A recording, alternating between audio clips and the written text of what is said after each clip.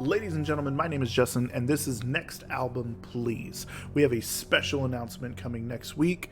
Me and Sam both are going to announce this together, and we are super excited with the news that is coming. So let's just get right into this episode. Today we have the absolutely groundbreaking act, Shayliff. How are you guys doing today? Doing great. That's How you good. doing? Not bad. We're Man. here we're doing good in California. It's a little rocky, but we're doing all right. I know all over the United States it's been crazy, but we're almost done with this year, and we'll see what 2021 brings us. Yeah, I know everybody's ready for the next step. Yeah, we're ready to go. We're ready to evolve. Yeah, no So, doubt.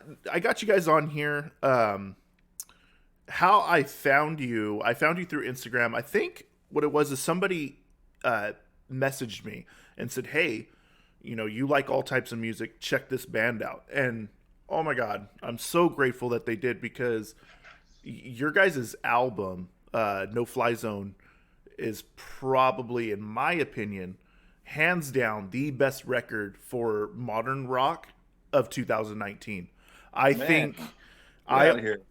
no, I'm serious, and I say this all the time. I have to say this because there are people out there that say, "Oh, you just talk up your acts." No, I only bring acts on that I actually enjoy. That's like the whole Oh, point. I don't want to bring thank you, man. anybody on here and just talk bad about them, for 45 minutes. I don't want to do You that. guys made a So, terrible record yeah, last you're year. right. It was just horrible. Well, I But appreciate that for yeah, sure, man. no, That's no, that's no awesome. problem. It was hard to narrow down like a favorite track, especially with tracks like 1984, Chances, the very beautifully done Tokyo, uh, jaw dropping Ride, which honestly, Ride, I don't know, maybe that one is my favorite, but Nice. I felt like you created an album that's focal point wasn't the track which the album was named after. So did you guys name the album after No Fly Zone, or did No Fly Zone just was the album and they named the song after that? It's always the titles to songs and albums. That's always the very last thing that we do. Hmm. So I'm more of like after we finish writing, that's really we finished all the titles, and it takes a little while. uh, and then the overall feel that's I'll backtrack a little bit. When I write music, even each song, I don't even have any of the lyrics down. I just write melodies and music first, and then the overall feel, we take a step back and we're like, well, what does that sound like? Mm. What's the title to that? So I'd say the same way, the album was made was, let's make this album, and then take a step back. What does this feel like? The overall picture, and how did we feel about, you know, during that time, the whole process? Where were we in our daily or walk, right? Just in life. And, we try to create a theme after the fact for sure. That's really interesting on how to do it too, because that describes your creative process of basically, let's get the music out there first, name it later, because it is important. But what's Yeah, more important, like, I'm not listening to the name, I'm listening to what you guys are playing. So exactly. that is Right. you're actually probably one of the first groups that I've got to have the pleasure of interviewing where you said something like that. Normally people are like, "Oh, I come up with, lyrics first and then go from there," or, "Hey, I Yeah. had this cool riff, now we collectively build on that." So that's really interesting on how you do it. So uh you guys produce amazing music. You guys have a unique sound to you for modern rock, which is actually kind of hard to do this day and age, because for Yeah. some reason, to me, my musical range is very broad, from opera to country, like, so very very Oh, broad, nice. Great. and I for me, for modern rock, it's kind of hard to sound different than other bands, which you guys Hmm. accomplished. So, what made you guys decide to say, "Hey, I have this idea in mind, you have this idea in mind, and the other members have this idea. Let's let's collectively create a band." And like, how did you guys start this whole process? Man, this So I had been playing music. So our drummer is my twin brother, Oh, okay. and we have been playing music together since we were 15. And I was always a band guy. We started playing in churches, and I always wanted to be in a band, so I continued to do that. And then at age 20, I've been studying the Korean language in high school. And so by the time I was 19, 20, I had a lot of my Korean friends pressuring me to do a cover song in the Korean language. Hmm. And so I did that, and it got a lot more attention than I would have ever thought over there. So I moved to Korea and did like a solo sign with an indie band or an indie label, and did like a solo project for a while. And I was doing music. They were producing it for me. I didn't really have a whole lot to say so with the writing process, but I'd always been a songwriter. So I was just going crazy, and then, so I started writing music over there, in Korea, and I would travel from there and back and forth to Tokyo to remove or renew your visa. But anyways, I was writing that, and I got tired of the whole, like, even though I wasn't like hugely famous or anything, that, it was like a commercial type approach. Yeah. So as soon as I moved back to the States, I was like, man, I'm about to start a band and we're going to do the music exactly the way that we want to do it, not necessarily with the approach of trying to appeal to what's out there, but basically just doing like, not trying to get too weird to where it's just people can't listen to it, but we want to do something that we're excited about. Well, and I honestly, there's nothing really weird about, your music. It's actually really pleasing to start from track 1 to 13 tracks? If I think so. 13 tracks 13. to Yeah, 13, it's really, and to have it on loop, it actually, the album flows so well that you can, from start to finish, you could start over again and it's seamless. So you guys definitely leaving that area and kind of branching out definitely worked. so that's awesome. So you guys are very, what's the word for it, you guys are very in the music for yourself first, I guess you could say. Yeah, I would say, how do you feel about that, Michael? I mean, I would say definitely. That's the only way that music is the only, because we all work other jobs as well. Yeah. It's the only thing it's the only outlet that I have. Mm-hmm. So why would I take the same approach that I do with everything else in life with music? It's the only thing that if I'm going to do it, it has to be that approach, because otherwise it's like, Yeah. everything else in life is going to have you do things a certain way, which is normal. You have to, in your job, it's the only way to, succeed in that. But music's the one thing that's like, hey, I can say whatever I want, however I want. You're free. Present it, and it's like, maybe it's the reason why we haven't succeeded in music, but No.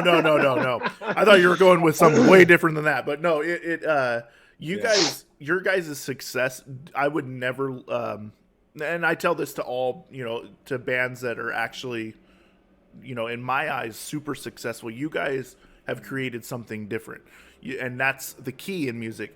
You have all these guys out there that are starting, someone is blowing leaves right next to my window right now. But never like me. But it's what it is as soon as this guy passes. Sorry about that, guys. Okay, I think he's far enough. I thought it was me.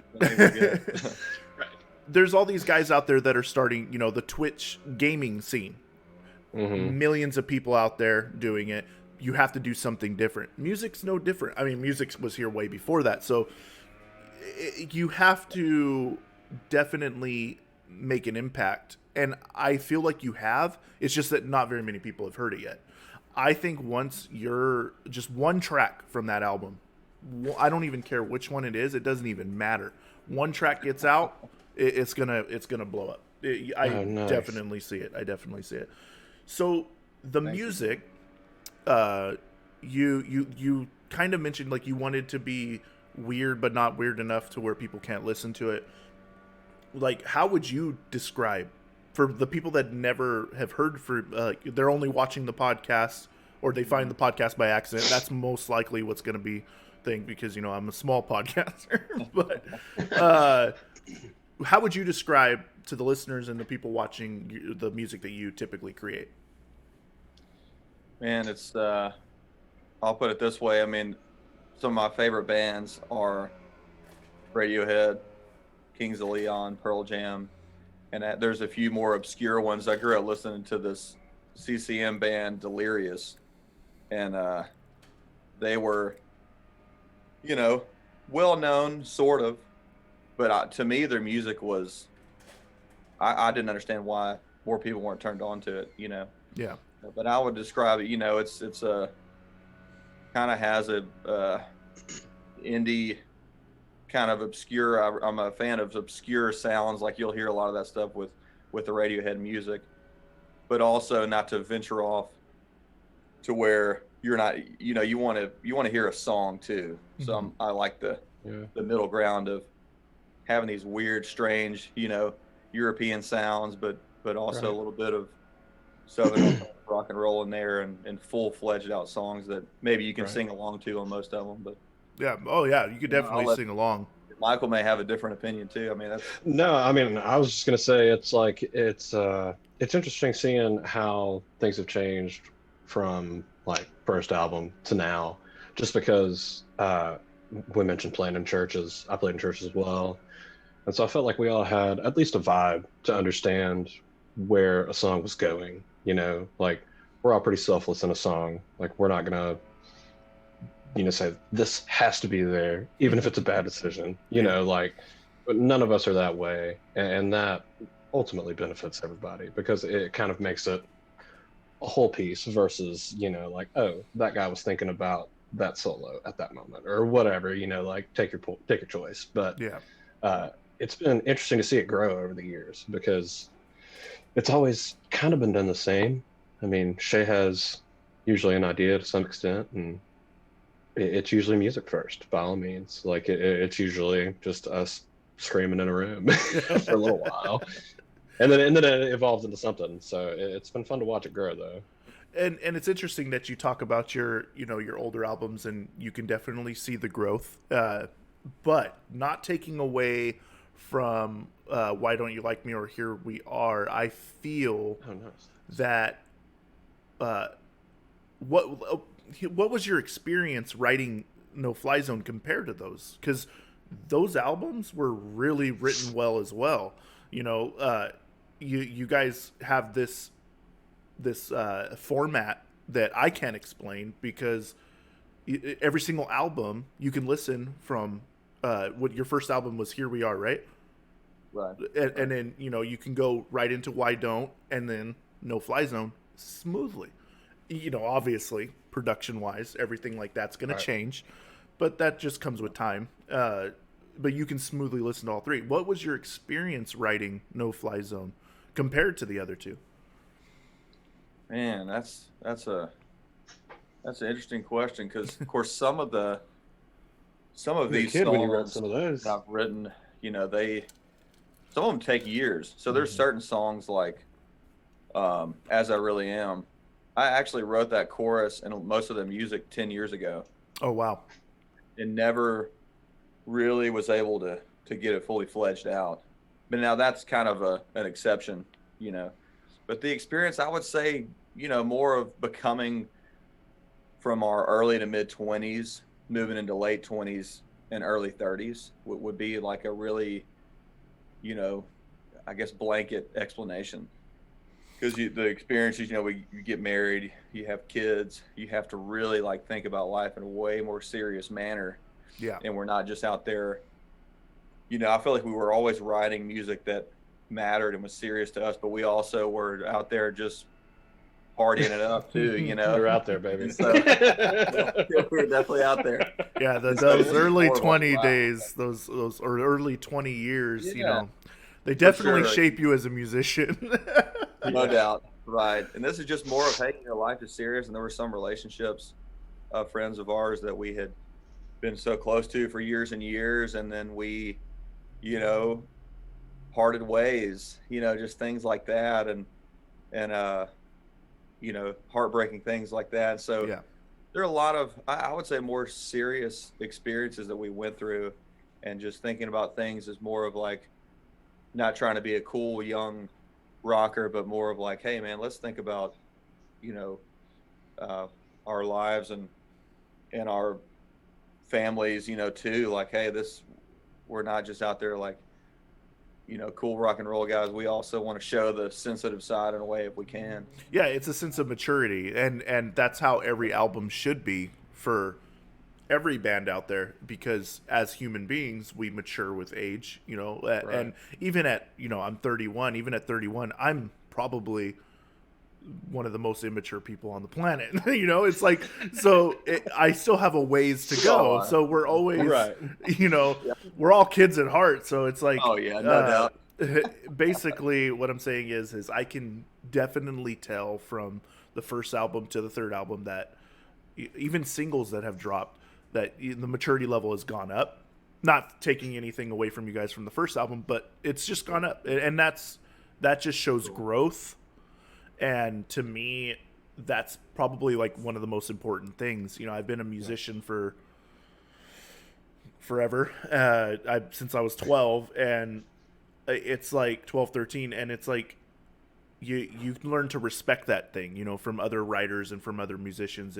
That's what I think as a musician and someone that listens to music, I look for the most is how have they grown? How can they put out a new album and it not sound like the last one? How can they do better? Which we had like there was a big gap between Why Don't You Like Me and No Fly Zone, and I think that gave us some time. I don't want to say to sift through the bad ones, but to learn what we were committed to out of them. And I feel like that was good. Yeah.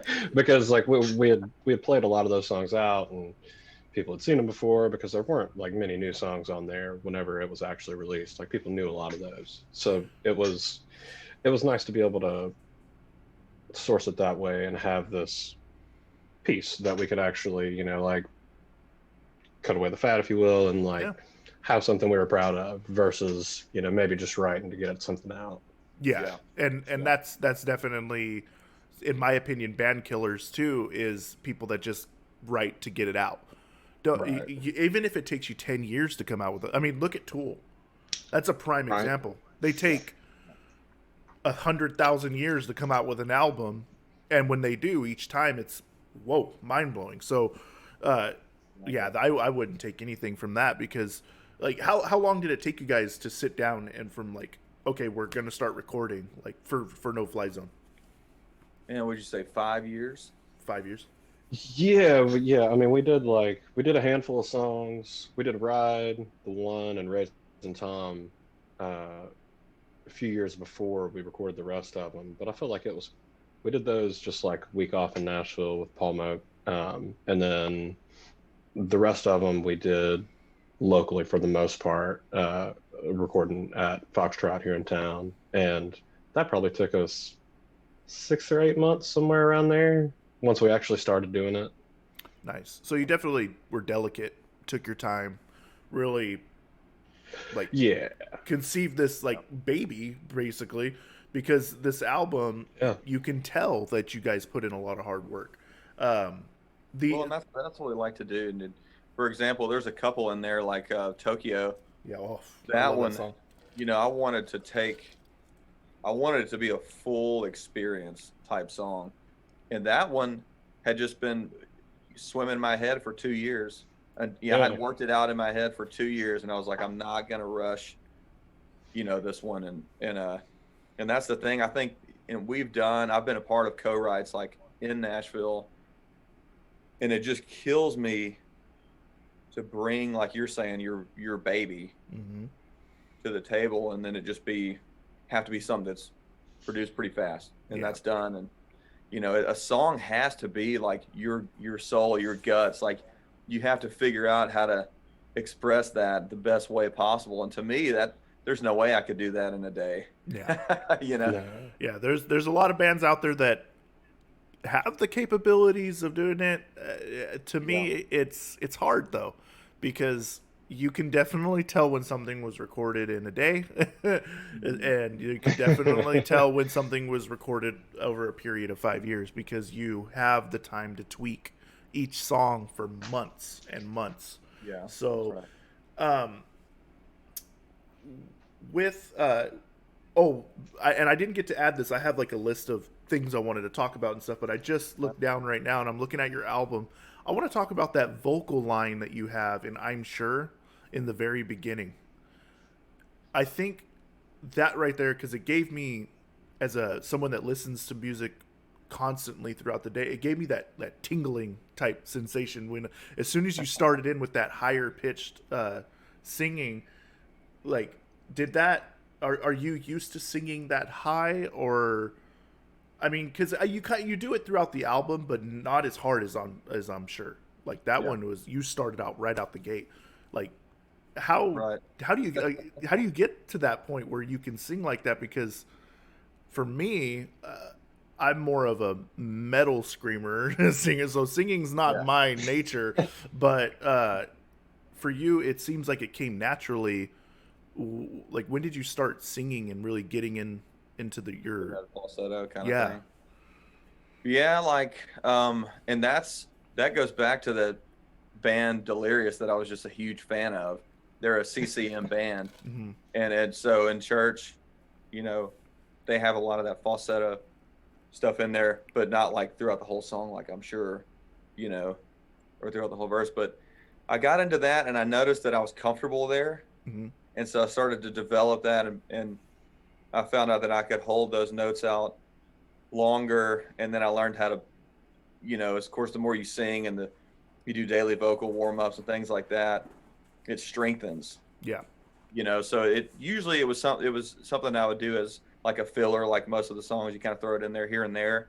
But I got it to the point that I was like, man, how fun would that be if I could kick off like half a song like this? It'd have to be, you couldn't do it with all songs, you know, but yeah just over a long period of time. And I remember when they were training me in Korea, that they were like, man, your falsetto, like, it seems to be a natural, you know, kind of pocket that you can get in with that.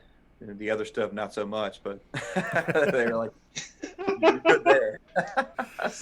yeah, other play, that's one thing I've learned about the music scene is uh people are very blunt when it comes to Oh criticism. yeah. It's Especially if they're trying to sometimes, make money off of oh it. yeah, especially that if Right. they own the rights to your voice, it's like, oh, you better do what they tell you. So Yeah. do you guys regularly rehearse sets, or do you guys just say, hey, I want to play this today, and then you just kind of work on that? Like, how do you, when you guys practice? I know 2020 is kind of, I, at least here for most bands, not a lot of bands have been able to practice or anything like that, but some bands are out there doing it. But how do you guys do it when you guys get together? Well, We had a set list for the most part. yeah. If we have a show, we're going through the whole set list. Nice. Okay. And usually if we're writing, then we'll make a point like, hey, let's focus on 1 to 2 new songs, and then maybe kind of brush up on some old stuff. But if we're focusing on writing, those sessions are going to be one to 2 songs tops, and we'll spend a good 3 to 5 hours just kind of hashing that out and just trying to iron it out and everything. Yeah, and usually I'll go in, with something in mind, a pretty good template to go off of, to where we're not just like in there just, making noise and getting nowhere. Right. I always like to have like a good first, 1 to 4 steps kind of in there. And so this year, that's kind of been the beauty of this year in a way, because we've been playing shows since we started this band 10 years ago. We started off playing like 4 shows a week. And as we gotten older, we were down, maybe 3 to 5 shows a month. Yeah. But this was the first time in 10 years that we actually could take a step back and be like, let's only focus on writing. Yeah. So it's kind of just like with these 2 that we released, I guess it was last month. Mm-hmm. Like, hey, we were able to kind of kick back and no real agenda. Just Right. let's just write music. We don't know what we're going to do with it. Let's just do it. Yeah, just kind of focus on, now you're, instead of, I guess what I'm trying to say is 2020 brought up the opportunity to really focus on the music for a lot of bands. And and to take a step back and say, "Oh man, I'm not allowed to play live anymore. What are we going to do?" That's Right. where you should have, not you guys, but like bands collectively and artists collectively around the world should realize, like, "Oh, I'm not putting the music first. I'm putting, oh, I want to play a show." Which, don't get me wrong, I know you guys Right. have it too. That itch of playing live Oh, is something. For people out there that are listening and watching, if you don't play music or are in a band, you'll never understand that itch of wanting to play live, let alone writing. But live gives you this. I don't know. I can't explain it. I really can't. So it That's so true. and it's crazy what it does. But I guess what I'm trying to say is you guys really got to step back and say, okay, how can we've already written amazing songs, how can we write them even better, especially since your focal point is now just the music. So that's Right. that's pretty awesome that you guys were able to really think about that, because there's a lot. I've interviewed a couple bands where they said, "Oh yeah, we're not really doing anything this year." Why? Don't do I could that. never. You've got the time. I'm too addicted to, and like you said, that my first taste of music was playing live. So that's why Hmm. I got into it even further, because I was like, man, this is something, Yeah. this feeling here. Yeah. But then getting into it more, it's like, man, I could never just put it on hold because it's too much of an addiction. I mean, if I don't do it in some form, I'm going to have like withdrawals in a way.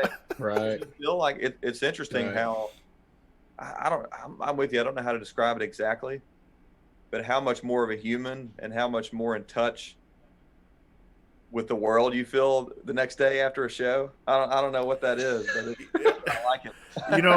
And it's funny. I have like a little story I could share about that. It's I was in a band and we played a venue called Strummers in Fresno, California, and that was for the local scene. That's our big arena right there, and we were so Nice. excited to play.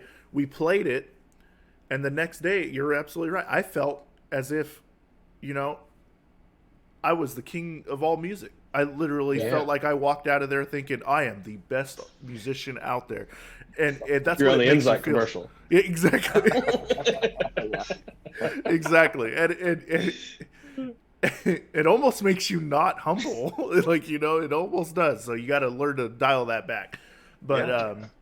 You have to learn to, hide your superhero power that you feel the next Get You that do. day. kick back in. you do. So do you guys?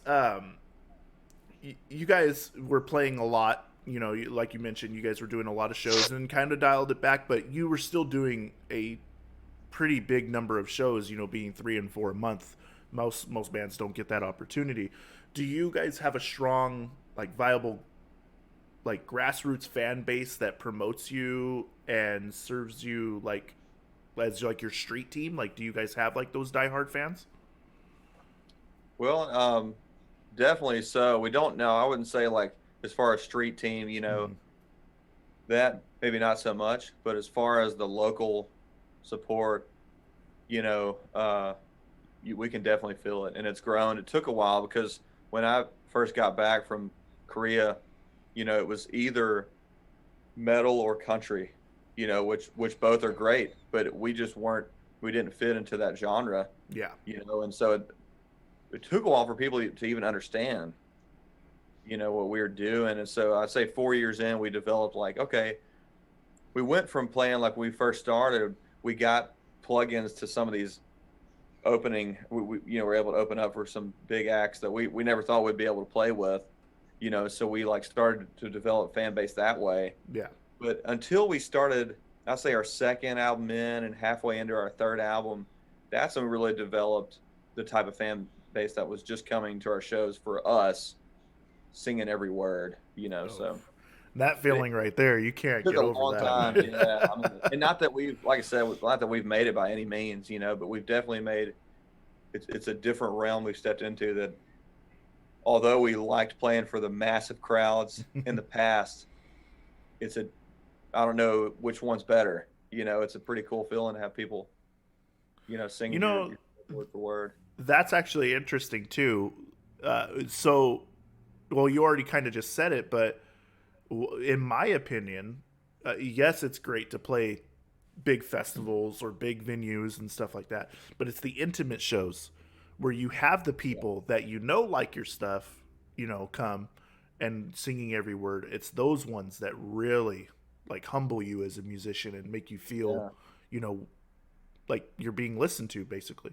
Yeah, you're connected. Yeah, exactly. And Right. and I feel like your music's easily, like I'm easily able to connect myself to it. So I definitely see you guys doing, more bigger shows when everything gets lifted and everything like that. But I also see you guys being that band that does those intimate shows. I could see you guys definitely being that band where you don't tell anybody that you're having a show that day, and then all of a sudden you send out a massive tweet or Instagram post or something like that, and everybody goes flocking trying to find out where are they playing? Like that would be that's the type of band you guys give, the vibe that you guys give off. So Yes. that you also said something about like I asked about the street team thing. You don't really see that anymore, actually. So I don't even know why I asked that. You don't really see that. Most bands have to go out and promote, themselves and stuff. And then you also touched on that. Like you said, you haven't made it on that level by any means, but I think it's because the ears haven't got to your music yet. I haven't even. I don't even remember if I even did I do a review on the album? I don't know if I did on my. I'm gonna have to look back on my Instagram and do that, and I'm definitely gonna do that if I haven't. Yeah, we'd love to see it. Yeah, well, I mean, I can honestly say it right now. It's like I said earlier, it's the best album of 2019 for modern rock. It simply is, and for people to not have heard your music, it's almost a travesty to that genre. Like I'm very like passionate about that. Is that what you call it? Is that what you call it? Is modern rock? I can see. You know what? I mean it. We've had such a hard time nailing that over the years. I still don't know how to answer the question. The thing is what attracts me more is indie style, and the bad thing is indie's been labeled as its own genre, and indie in my eyes, especially growing up, listening to music, was the weird bands. It was the bands that did something different. And weird is like the best thing possible. If somebody called my music weird, I'd be like, yes, thank you. Because that means I'm different. So to me, you guys are definitely in the indie realm. But nowadays, indie has its own theme, and it kind of there's like I said, I mentioned in a podcast just a couple weeks ago for the Spotify notification on how much music you listen to and stuff. It said I listened to over 400 genres, and I'm like, I didn't even know there was 400 genres out there. Subgenres. So yeah, exactly, subgenre. You listen to one metal album, then you listen to the next, and they have they're both metal, but they have 38 different genres mashed into it. So yeah, right. They're all in there. I know it's interesting how music has changed. I mean, yeah, even from 10 years ago, the progression, like you said, indie means something way different. To me, indie was the Killers, Kings of Leon. Yeah. Now you would put them. I guess you would put them in a alternative rock or I don't know, modern alternative rock now. And it's just funny how the business kind of forms and changes and does all that because ever changing. Exactly. It's always evolving in the rock genre. Sure. Well, I tell everybody, man, I'll never not do rock. I mean, I think but it's just it has to be delivered the right way. Yeah. But the other thing is too, I'll try to hear a song and I'm like, I want to write something kind of soft like that, and it just always ends up being a rock song. And you guys actually do that with Tokyo too, because Tokyo starts off extremely soft, and Yeah. very pleasing, very, very pleasing. And then it just starts getting more raw and upbeat and everything. And I feel that you guys like executed that very well. So even though your soft song went to that rock edgy side, you did it well. So you do you guys create like opportunities for the people that follow you and the people that really like you, I guess your fan base, you could say, do you feel like you guys create enough opportunities to interact with them, like let's say shows, like if a fan comes up to you at a show, are you guys like really accepting and everything like that? Oh yeah, for sure. Yeah. Absolutely. Yeah. Absolutely. Yeah, you'd be surprised. I've asked this question. Yeah, exactly. But I've asked this question before, and the person said, "No, I'm done. I'm off stage. I'm off." And I'm like, okay. Well, I mean, thing is, to each his own. That's why we haven't had the pleasure to be that jaded yet. Yeah, right. Neither should they. Well, the other thing, that's why I picked these guys, because we had been in so many bands before starting this band, my brother and I was like, man, I hate that musicians are so cocky. I don't understand that. So I found a group of guys. Michael, in our original bassist, was his name was Jacob. Like, these guys, I know they can play, but I'm going off of character and personality. I want to be the band who, like, we're more excited to talk to the people who came than they're excited to talk to us. Yeah. And it's I think, to me, it's one of the ways to indulge yourself. Like, I enjoy interacting with these people. Why would you cut that part out of your life?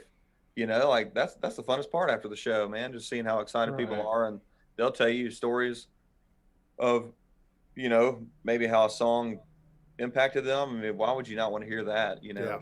Because that's the whole reason. Same way. I mean, he is, yeah, social butterfly after the show.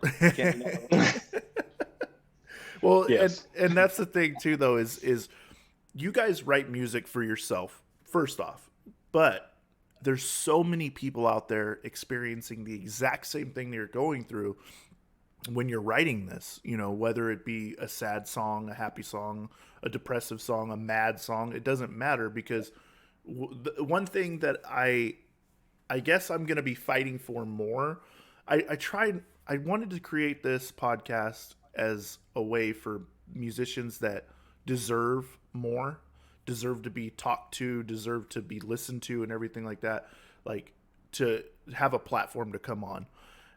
And it's slowly evolving, and each time I talk on the podcast, I talk about how we're all humans. We're all, we all share the same blood. We all share the same, skin. We're all humans. Yeah.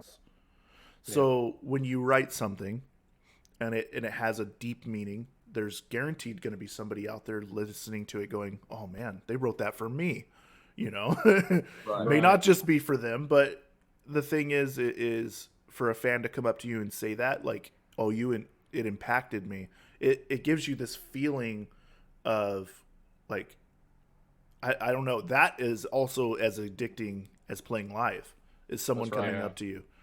That's right. And has that has happened for you guys? Like, people have come up and said that? Oh, absolutely. Yeah. And the thing about it is, these songs, some of them are like uncomfortable, embarrassing to write. So when you put that out there and you you make yourself vulnerable. And that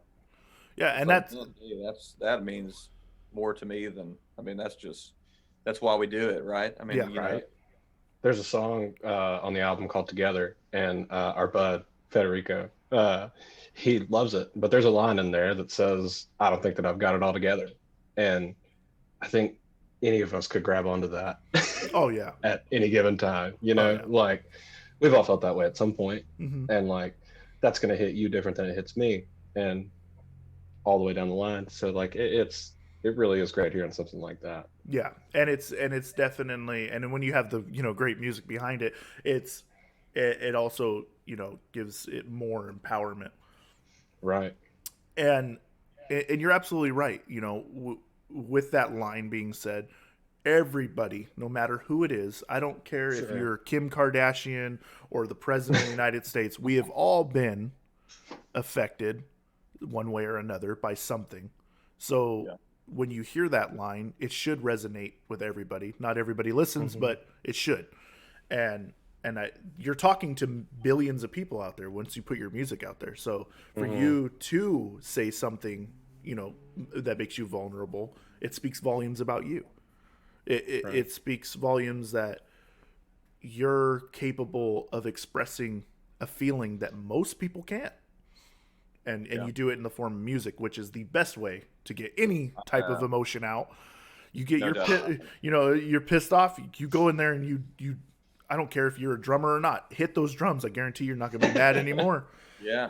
Or if you're a vocalist like yourself, you get out there and you yell do it protectively. Don't mess up those, vocal cords. But you get out there and you do it. So you feel amazing afterwards. You just let it out. You got it all out there, and you're like, okay. Yeah, I've heard that it's been better compared to smoking cigarettes.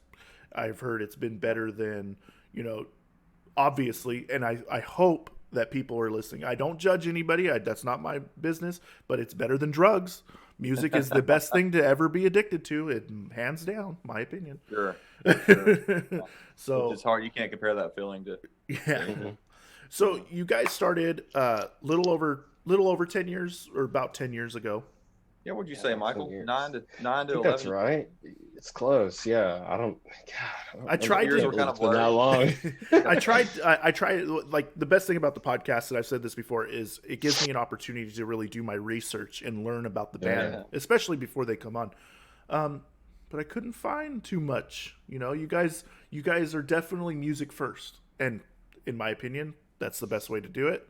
A lot of people out there write this 2.5 hour long bio. And I'm glad that there was nothing like that, because I was like, sometimes I just don't want to read. But I don't think we're on Wikipedia or anything like that. I don't believe. So, being from when you started and now, how do you feel the internet has impacted the music like you guys have created? How do you feel? Has it benefited you, or have you not really relied on it, or what do you feel? Man.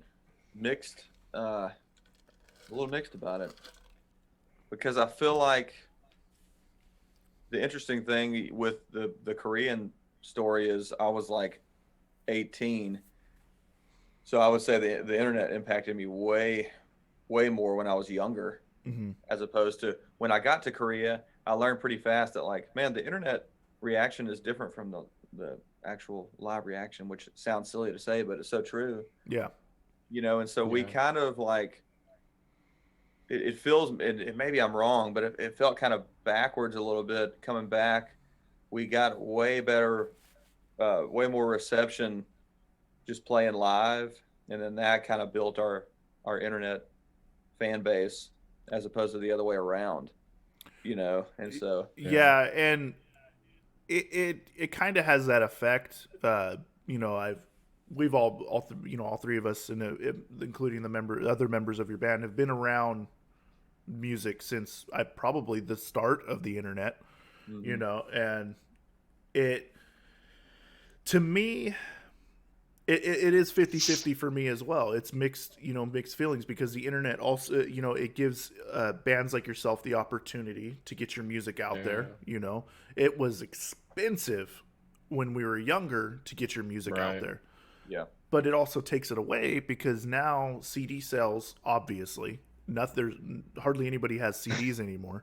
It seems like we're going backwards. Everybody has vinyls now. And cassettes are now making a comeback, which really, that's a real thing. It's bizarre, insane. But I think that's where I think that's where the true musicians at heart, though, we need that physical copy. Like myself, I have to have a physical copy as well. So I agree with you. I think it has definitely impacted the music business, and I'm probably with you on that 100%, 50-50.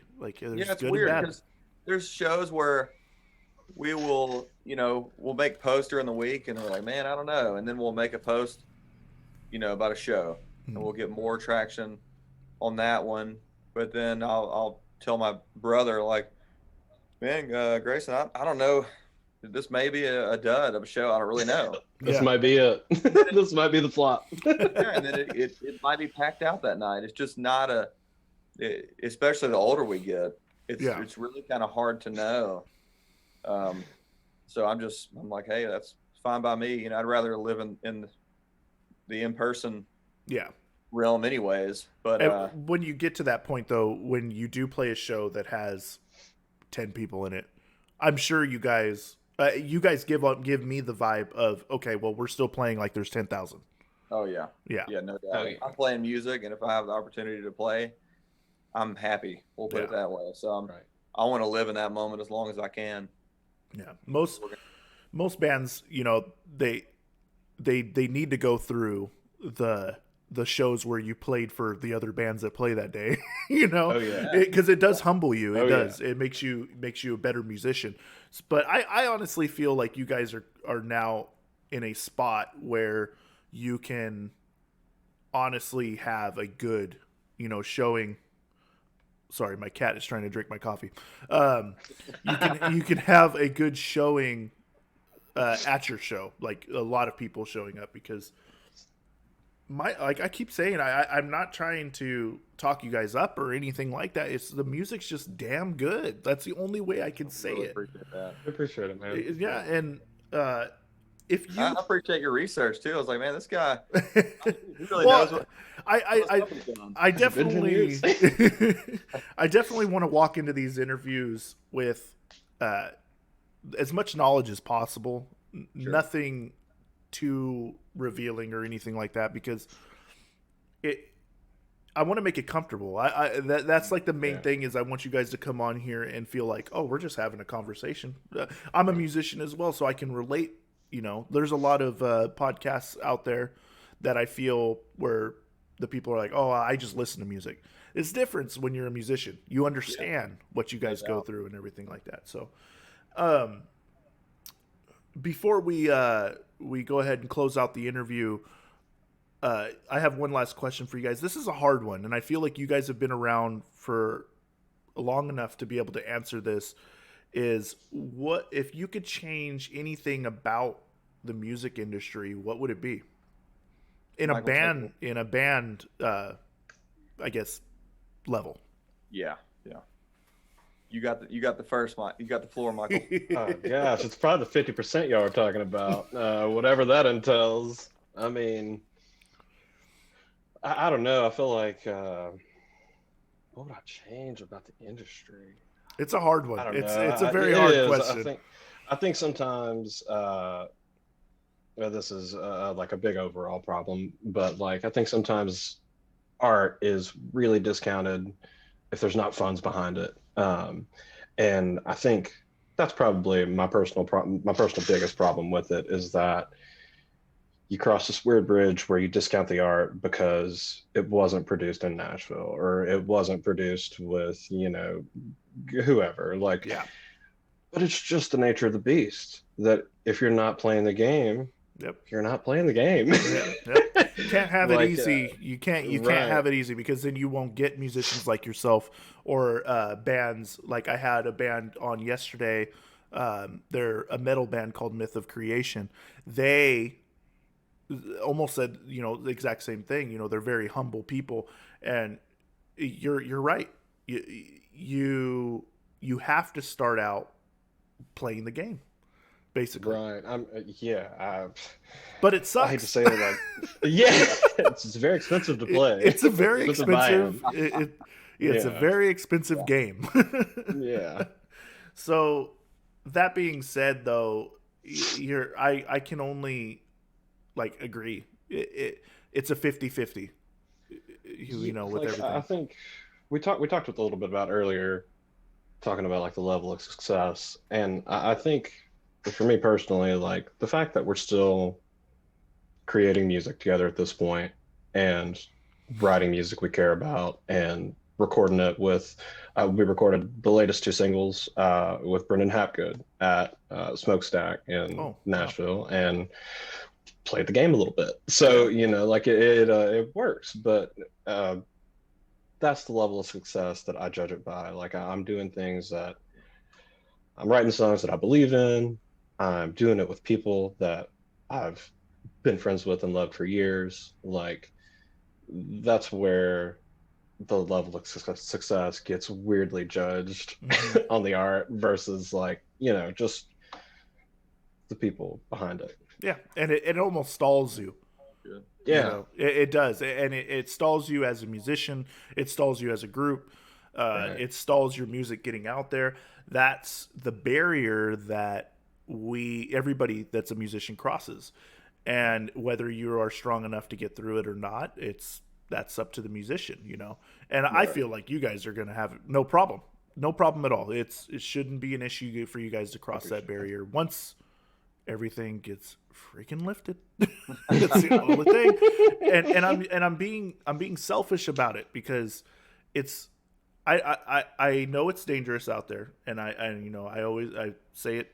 I pray for all the people out there that are suffering and stuff like that. But for me, in a selfish standpoint, I want to go to a dang show. That's just as addicting as playing. Everybody, there's a lot of frustration. Yeah, I don't. Ready. The internet shows are not cutting it. Not at all. They're not cutting it. How can you sit there and get all hyped in such a small space? Right. You can't. With no audience. With no audience. You have people like us literally staring at them. And it's funny how it is like that. You're losing the 5 senses. You're only getting 1 or 2 of them. Exactly. So this is the time where I give the you guys the opportunity to people that don't know, that are listening and watching. Tell them where they can find your music and where they can find you guys, your social medias and all that. Go ahead. Yeah, anything, dash Shayliff, Spotify, iTunes. I think we're still in Reverb Nation, right? Is that still a thing? Reverb Nation. I don't. Nation's still a thing. Oh man, you just showing our age. Back in time there. Yeah. We're on, Facebook, all the streaming services, of course, YouTube. We have. I try to do covers on our YouTube channel as much as I can. I still like doing covers on the acoustic guitar. We have all of our original stuff on there. Yeah. There might be a new single out soon on that YouTube channel. Oh. What's that? So there might be a new video out on that YouTube channel. Right. Yeah. As of today, I think we're about to drop a video. Nice. All right. Yeah, man. It's I think you get with these distribution companies. So I think now we're on like Pandora, and I think we're on TikTok, which I'm pretty unfamiliar with, but I think we're on there now. Yeah. For some reason, that little app has blown up. I saw a kid dancing to so I'm sure, and I was like, man, that kid is probably maybe 12. Wow. I guess. Hey, there we go. That's a good feeling too, because when you're using, and that's the biggest thing. If you guys got your stuff out there on TikTok, there's a lot of songs on there that people could use as their little background thing. So it'd be pretty good. Come on. Yeah. We gotta make a TikTok dance, Shay. So we talked about a lot today. We my goal is, I guess my motto is, I want to know who the musician is behind the band. I guess basically, I want to know who the musician is behind the music. Is basically what I've based this and built this on. Awesome. And I just want to say, you guys are amazing people. I'm so thankful that you guys came on the show, especially being such a small podcast. Like, it means a lot. It really does. To have bands of your caliber come on here and tell me your story, tell me how you built this and stuff. A lot of people are out there asking, how much money do you make? That's not my business. My business is, I love the music. Okay, so if I love the music, why do I not know anything about the band? that's basically what I'm building this on. And That's awesome. We love that approach, man. yeah, I think that comes from the musician in me, and I'm nosy. For sure.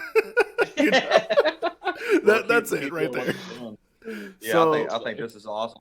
So thank you guys so much again for coming on here. And then people that are watching, people that are listening, please go check out Shayliff. They dropped an album 2019. They have 2 other albums before that. They've released some singles. They are constantly updating their YouTube with, you know, like you said, covers and different things. And today they're dropping another one. So I know this is going to come out after they drop it, but go check it out. So until next time, guys, my name is Justin, your host of Next Album Please. Thank you for joining us. We'll see you. I can't